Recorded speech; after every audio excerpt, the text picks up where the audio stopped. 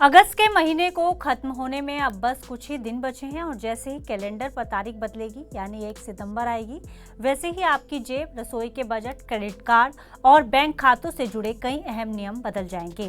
क्योंकि आप जानते ही हैं कि हर महीने की पहली तारीख को सरकार और बैंक कई वित्तीय नियमों में संशोधन करते हैं, जिनका सीधा असर आम आदमी की बचत और रोजमर्रा के खर्चों पर पड़ती है। 1 सितंबर से कमर्शियल गैस सिलेंडर के दाम, क्रेडिट कार्ड के नियम, बैंक एफडी की आखिरी तारीख और ऑनलाइन स्पैम कॉल्स को लेकर कई बड़े बदलाव होने जा रहे हैं।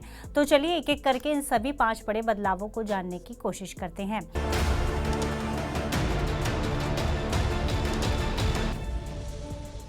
पहला और सबसे बड़ा बदलाव है एलपीजी गैस सिलेंडर की कीमतें। हर महीने की पहली तारीख को सरकारी तेल मार्केटिंग कंपनियां जैसे कि आईओसीएल, बीपीसीएल, एचपीसीएल एलपीजी के दामों की समीक्षा करती हैं।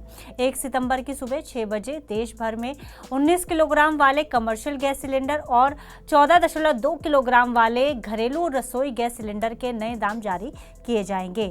जैसा कि आप जानते हैं कि पिछले कुछ समय से अंतर्राष्ट्रीय बाजार में कच्चे तेल और गैस की कीमतों में हलचल के चलते कमर्शियल सिलेंडरों की दरों में उतार चढ़ाव देखने को मिल रहा है। इसके अलावा एटीएफ यानी एविएशन टरबाइन फ्यूल और सीएनजी पीएनजी के रेट्स में भी संशोधन होने की संभावना है, जिसका सीधा असर हवाई सफर और कैब के किरायों पर पड़ सकता है।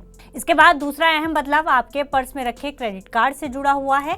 कई प्रमुख बैंकों जैसे HDFC bank, ICICI bank, axis और एसबीआई कार्ड ने 1 सितंबर से अपने क्रेडिट कार्ड नियमों को अपडेट करने का फैसला किया है। यूटिलिटी और बिल पेमेंट पर कैपिंग, यानी कि अगर आप बिजली, पानी, गैस या मोबाइल बिल का भुगतान क्रेडिट कार्ड से करते हैं, जो एक तय सीमा जैसे कि 50,000 प्रति महीना से ऊपर के ट्रांजैक्शन पर 1% का अतिरिक्त चार्ज लग सकता है या फिर रिवॉर्ड पॉइंट्स मिलने बंद हो सकते हैं। दूसरा है रिवॉर्ड पॉइंट्स की लिमिट। सरकारी लेनदेन और रेंट पेमेंट पर मिलने वाले रिवॉर्ड पॉइंट्स में कटौती की जा सकती है। और तीसरा है लाउंज एक्सेस के नियम। एयरपोर्ट लाउंज एक्सेस पाने के लिए पिछली तिमाही में न्यूनतम खर्च यानी कि मिनिमम स्पेंड क्राइटेरिया की शर्त को अनिवार्य किया गया है। वहीं तीसरे बदलाव की बात करें तो तीसरा बदलाव उन लोगों के लिए है जो बैंक में सुरक्षित निवेश करना चाहते हैं। State bank of India, Indian bank, IDBI bank और पंजाब एंड सिंध बैंक की कई स्पेशल टेन्योर एफडी स्कीम जैसे कि 400 दिन की अमृत कलश या फिर 444 दिन वाली योजनाएं की अंतिम तारीख कई बैंकों के लिए 31 अगस्त तय थी। अगर बैंक इन योजनाओं की डेडलाइन आगे नहीं बढ़ाते हैं तो 1 सितंबर से इन हाई इंटरेस्ट वाली एफडीज यानी कि स्पेशल एफडीज में नया निवेश बंद हो जाएगा। इसलिए अगर आपको इन स्पेशल एफडी में पैसा लगाना है तो समय रहते अपने बैंक से आप कांटेक्ट कर सकते हैं।